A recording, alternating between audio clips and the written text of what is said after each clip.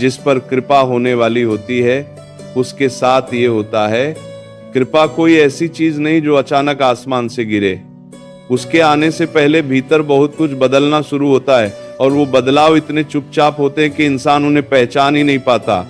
वो किसी बड़े चमत्कार का इंतजार करता रहता है और उधर उसकी पूरी तस्वीर धीरे धीरे बदल रही होती है। तो आज उन्हीं बदलावों को पहचानते हैं। सबसे पहले एक बहुत बुनियादी बात, कृपा सबसे पहले आपकी झोली में नहीं आती, आपके मन में आती है।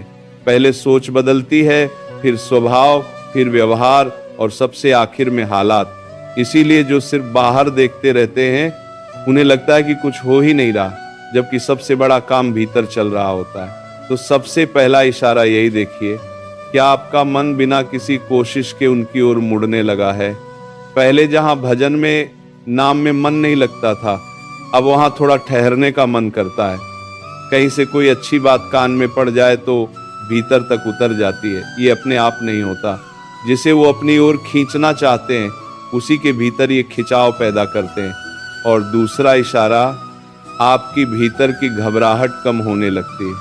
हालात भले वैसे ही हों, पर एक भरोसा सा बैठ जाता है कि सब संभल जाएगा। पहले छोटी बात पर रात की नींद उड़ जाती थी, अब वही बात आती और गुजर जाती है। ये शांति ही कृपा की सबसे पहली दस्तक है, क्योंकि जिसके भीतर डर बैठा हो वो कोई भी बड़ी चीज संभाल नहीं सकता। इसलिए वो पहले डर हटाते हैं। और तीसरा, आपकी परखने की शक्ति साफ हो जाती है। अब आपको जल्दी समझ आने लगता है कि कौन सच्चा है और कौन दिखावे का। किसी काम में हाथ डालने से पहले भीतर से एक इशारा आ जाता है कि रुक जा, और जब भी आप उसे सुनते हैं बाद में पता चलता है कि वो सही था। जिसकी बुद्धि साफ हो गई उसका आधा भाग्य वही बन जाता है, क्योंकि ज्यादातर नुकसान गलत फैसलों से ही होते हैं। और चौथा, वो आदतें अपने आप छूटने लगती हैं जिन्हें छोड़ने में आप बरसों नाकाम रहे। उनमें अब पहले जैसा स्वाद नहीं आता, मन उधर जाता ही नहीं। ये आपकी अपनी ताकत नहीं होती। जिस घर में कोई बड़ा मेहमान आने वाला हो वहां पहले सफाई होती है। तो जब भीतर कुछ बड़ा आने वाला होता है तो पहले भीतर की गंदगी हटाई जाती है।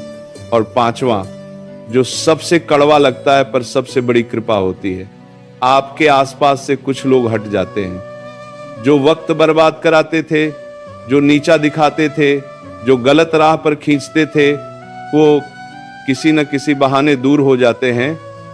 उस वक्त बहुत दुख होता है, पर बाद में समझ आता है कि उनका जाना ही बचाव था। और उनकी जगह ऐसे लोग आने लगते हैं जो थामते हैं, सही राह दिखाते हैं। और छठा, कुछ रास्ते बंद होने लगते हैं। कोई सौदा हाथ से निकल जाता है, कोई काम ऐन वक्त पर रुक जाता है और मन कहता है कि मेरे साथ ही ऐसा क्यों।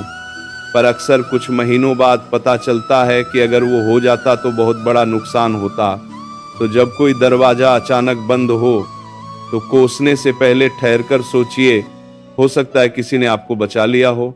और सातवां, आपके भीतर से आलस्य हटने लगता है। पहले जो टालने की आदत थी, कल कर लेंगे फिर देख लेंगे, वो कम होने लगती है। मन कहता है कि उठो, ये आज ही निपटा दो। ये भी एक बड़ा इशारा है, क्योंकि वो किसी की झोली में यूं ही नहीं डालते, पहले उसके हाथ